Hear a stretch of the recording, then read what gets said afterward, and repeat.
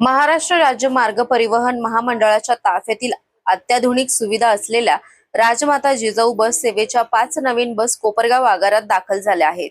या बसमुळे कोपरगाव परिसरातील प्रवाशांना अधिक सुरक्षित, आरामदायी आणि आधुनिक प्रवासाचा अनुभव मिळणार आहे।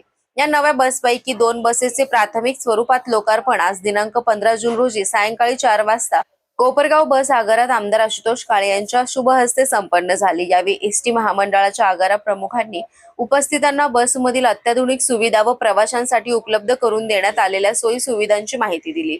राजमाता जिजाऊ बसमध्ये सीसीटीव्ही कॅमेरे, जीपीएस ट्रॅकिंग प्रणाली, आरामदायी आसन व्यवस्था यासह विविध आधुनिक सुविधा उपलब्ध करून देण्यात आल्या आहेत।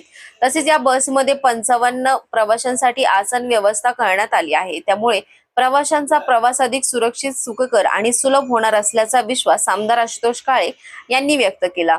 कोपरगाव आगारात दाखल झालेल्या या बसमुळे ग्रामीण व शहरी भागातील प्रवाशांना मोठा दिलासा मिळणार असून एसटीच्या सेवेतही लक्षणीय सुधारणा होणार आहे।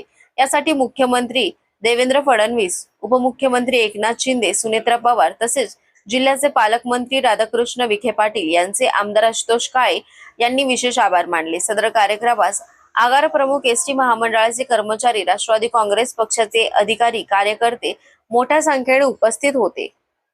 परिवहन मंत्री सन्माननीय प्रतापजी सरनाईक साहेब यांच्याकडे जी काही मागणी आपल्या सर्वांच्या वतीने केलेली होती त्या मागणीला त्यांनी दाद देऊन आपल्याला बस उपलब्ध करून दिलेली आहे। त्यांचा मी मनापासून आभार व्यक्त करतो। अजूनही आपल्याला बसची आवश्यकता आहे। मी 15 बसची मागणी केली होती, पहिल्या टप्प्यामध्ये त्यांनी या बसेस दिलेल्या आहे। अजूनही आपल्याला बस उपलब्ध करून जी काही प्रवाशांची, विद्यार्थ्यांची अडचण आहे ती सोडवण्यासाठी बस उपलब्ध होतील याची खात्री आहे। मी या निमित्ताने आपल्या राज्याचे मुख्यमंत्री देवेंद्रजी फडणवीस साहेब, उपमुख्यमंत्री सुनेत्रा वहिनी आणि एकनाथजी शिंदे साहेब, आपल्या जिल्ह्याचे पालकमंत्री विखे पाटील साहेब यांचं मनापासून आभार व्यक्त करतो का त्यांनी या बस मिळवून देण्यासाठी आपल्याला मदत।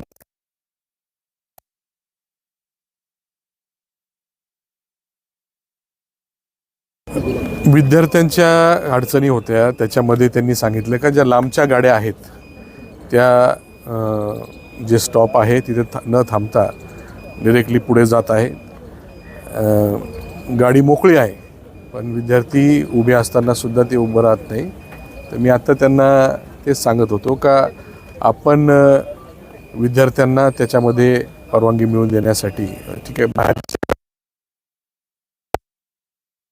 घेऊन या।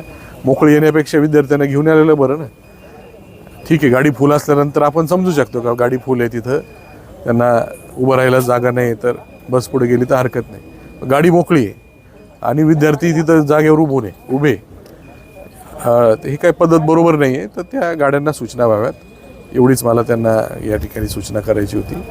तसं जर नाही झालं तर ती बस मला अडवावी लागेल असं मी त्यांना सांगितलं। बॅटरीवरच्या गाड्या सुद्धा आपण मागणी केली। आता हे चार्जिंग स्टेशनचं काम होत आलं का EV बसेसची पण मागणी केलेली ती पण आपल्याला मिळेल।